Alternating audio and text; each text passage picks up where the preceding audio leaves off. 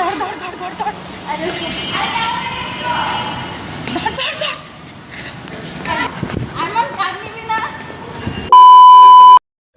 জন্মসূত্রে আমি বাঙালি, তবে আমার বাবা পাকিস্তান থেকে এসেছিলেন এবং আমার মা উনি হচ্ছেন ইন্ডিয়ার বানারস শহর থেকে। তাই মহরম বা আশুরার সময় আমরা প্রায়ই কিছু কথা শুনে থাকি। সেটা হচ্ছে, আরে এটা তো বেহারিদের ব্যাপার, মহরম তো বেহারিরা কিংবা শিয়ারা করে, আরও ইত্যাদি ইত্যাদি। এখন আমার উদ্দেশ্য কিন্তু কাউকে কোনো ফিরকায় ভাগ করা না। আমি নিজেও ফিরকাবাদে বিশ্বাস করি না, কিন্তু আমরা প্রায়ই শুনে থাকি কারবালার এই দিনটি নাকি শুধু নন বেঙ্গলিদের জন্য কিংবা শুধুমাত্র শিয়াদের জন্য। প্রশ্ন হলো, ইমাম কি শুধু শিয়াদের কিংবা শুধুই বিহারিদের, নাকি তিনি আমাদের সকল মুসলমানদের ইমাম?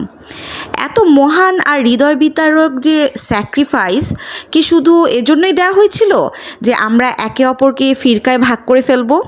না, কখনোই না। তাই আসুন এই মহরমকে আমরা ঘৃণার বদলে শান্তি, বিভেদের বদলে ঐক্য আর বিদ্বেষের বদলে ভালোবাসা ছড়িয়ে দিই। সেদিন আমরা হোসেনি দালান গিয়েছিলাম। মূলত যারা শিয়া সম্প্রদায়ের মানুষ তারা কিভাবে মহরম পালন করেন সেটা কাছ থেকে দেখার আগ্রহ থেকেই আমি, আমার মেয়ে সাজ্জাদ, সুফিয়া, আরমান আমরা সবাই মিলে ওখানে চলে গিয়েছিলাম। আসলে অনেক ছোটোবেলায় একবার আমার বড় ফুপির সঙ্গে আমি হোসেনি দালানে গিয়েছিলাম। সেই ছোটোবেলার স্মৃতিগুলো না এখন অস্পষ্টভাবে আমার মনে পড়ে।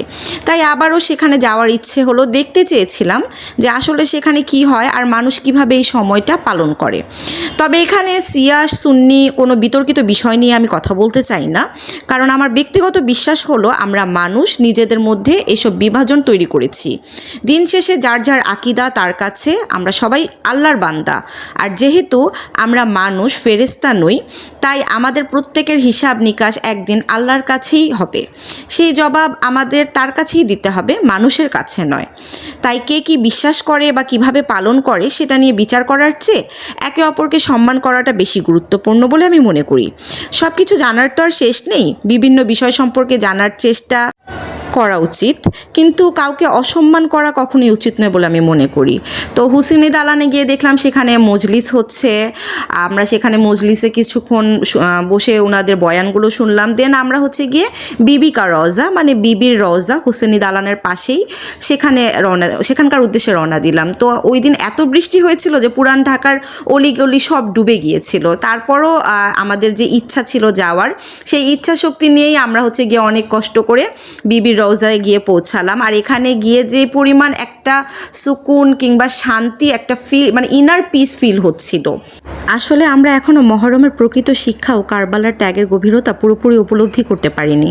আমরা কি আমাদের সন্তানদের সত্য ইসলামের পথে এমনভাবে কোরবানি হতে দিতে পারতাম? না, কখনোই পারতাম না। তাই ইমাম হুসাইন রাদিয়াল্লাহু ও কারবালার শহীদদের ত্যাগের মর্ম বোঝার চেষ্টা করা উচিত এবং গামে হুসাইনে আর তাদের স্মরণে চোখের পানি আসাটা অস্বাভাবিক কিছু না। তো ওই দিন বিবি রওজা থেকে মজলিস শোনার পরে আমরা হচ্ছে গিয়ে খুব দ্রুত তাড়াহুড়া করে মেট্রোর উদ্দেশ্যে রওনা দিলাম, কারণ 10:30টায় আমাদের লাস্ট ট্রেন ছিল।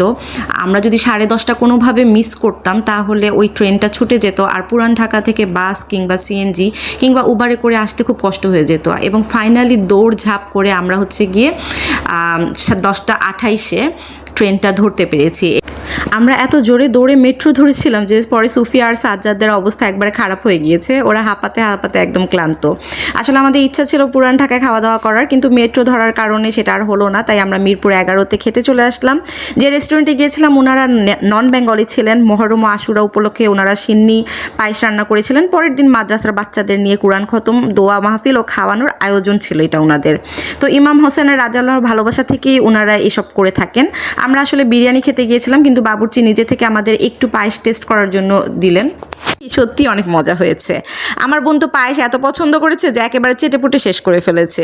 আর আদ্রিতা এদিক দিয়ে তেহারি নিল, আর আমরা সবাই বাকিটা কাচ্চি নিয়েছিলাম। সবাই মিলে সুন্দরভাবে খাওয়া দাওয়া করলাম।